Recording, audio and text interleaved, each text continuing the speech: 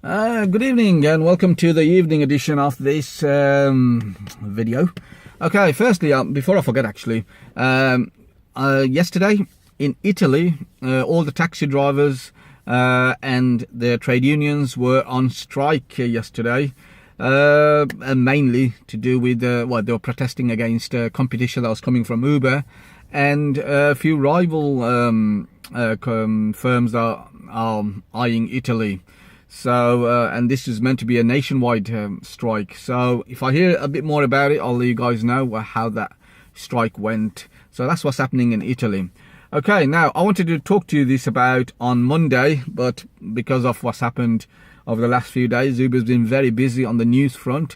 So, but I want to go back to talking about the deal actually, Uber and Volvo cars strike on Monday.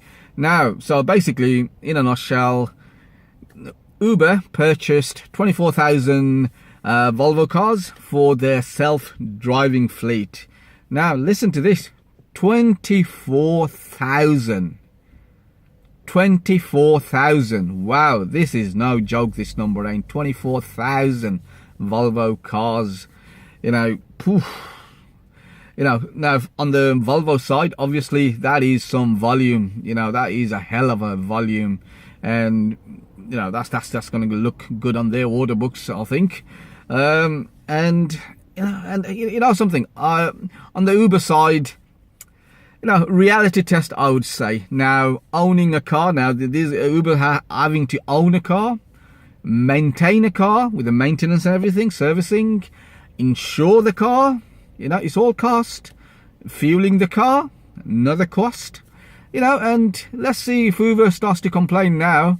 You know, if the prices should go higher or not. You know, that will be fascinating to know if they're going to, you know, increase the price on their, or when the actual driverless cars comes along. You know, they're not increasing it now on the drivers, but you know, rest assured they will be increasing it, and obviously they'll be giving you a nice model to all the riders how, you know, the prices has risen, and you know they'll do a good explanation on that sort of things.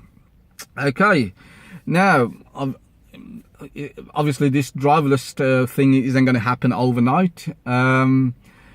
Firstly, the way they'll introduce it is by when a passenger requests for an Uber, on their app they'll have an option to actually have a driverless car or a car with a driver, just in case the driverless thing defaults, or you know, or a driverless car, just purely a driving a car with a driver.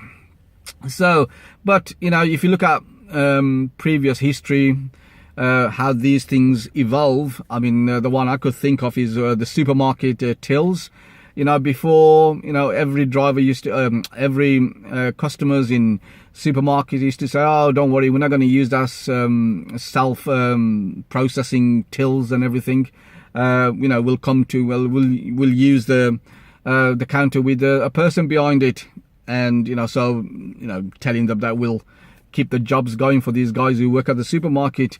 And it did work for a while, but you know what happens eventually? You know, now everyone runs to the scanning tills rather than going to a person. It's a lot easier, a lot quicker, and there's more of the small tills available. And that's the way I reckon the driverless cars will evolve as well, where people will start using getting riders with drivers in the cars. But you know, what's the use of having a driver? You know, if there's a driverless car that's parked up next to your house, you might as well take a gamble, and once you've ridden it once and you like it, you know, they'll keep using driverless cars rather than use people to come and drivers to come and pick you up. So you know, that interchange I don't think will last long at all. Okay, now purchasing one of these XC90s Volvos, I mean, they are not cheap, mind you. You know, I mean, when I looked at the website, these plug-in versions, the XC90, they're over 50k. So, you know, and obviously when Uber has them made to their order with all the radars and sensors and the stupid, disgusting, you know, looking box at the top of that Volvo. Oh God, that is revolting. You know, that's going to escalate the cost as well.